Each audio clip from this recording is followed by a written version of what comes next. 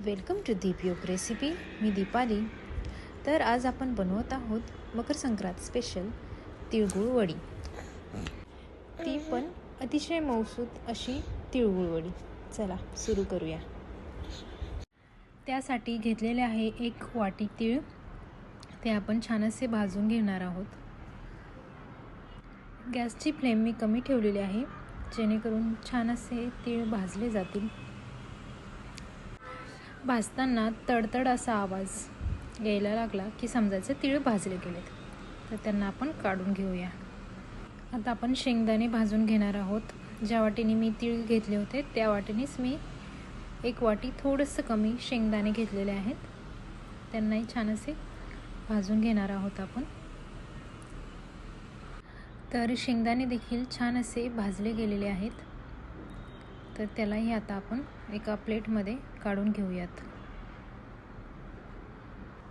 तर आपले शेंगदाणे आणि तीळ छान असे भाजून झालेले आहेत. याला आता आपण थोडा रेस्ट देऊया, त्याला थंड करून घेऊयात.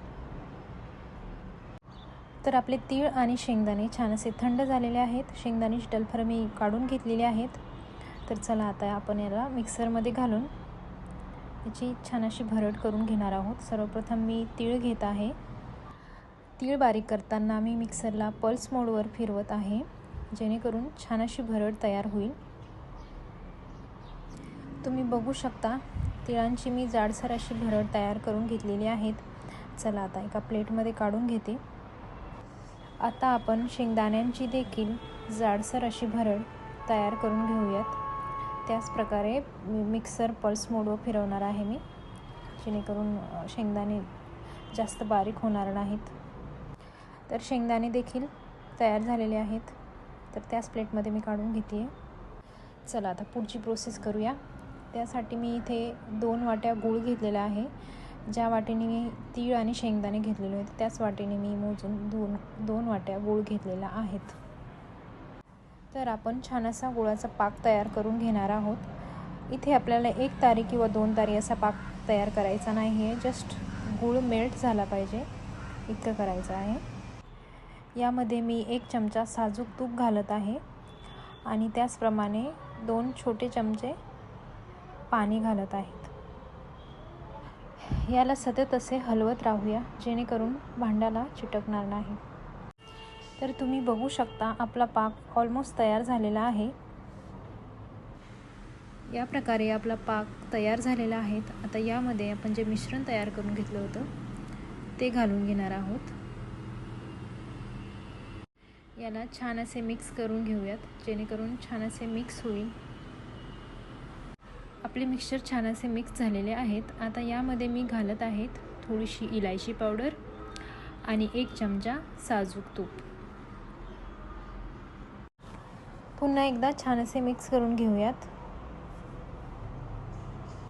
तर आपले मिश्रण तयार आहेत. चला आता एका प्लेटमध्ये काढून घेऊयात.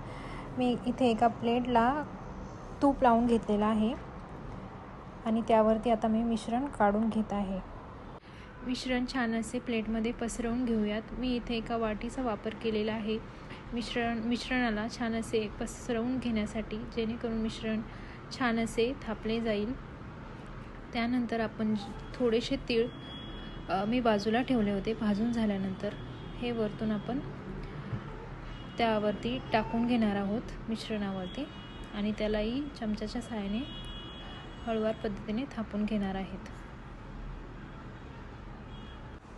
आपले मिश्रण थोडेसे थंड झालेले आहेत. आता याला आपण कट मारून घेऊयात. तुम्हाला ज्या पद्धतीची वडी हवी असेल त्या पद्धतीने तुम्ही कट मारून घेऊ शकता. मी इथे छोटे स्क्वेअर कट मारत आहेत. तुम्हाला हवं असल्यास तुम्ही मोठे देखील करू शकता किंवा आणखी कोणता आकार देऊ शकता. तर इथे मी वडीला आकार देऊन घेतलेला आहेत. थंड झाल्यानंतर आपण याला काढून घेऊयात. तर आपले मिश्रण थंड झालेले आहेत. चला आता आपण वड्या काढून घेऊयात. मी इथे उलटणीच्या साहाय्याने वड्या काढून घेत आहेत.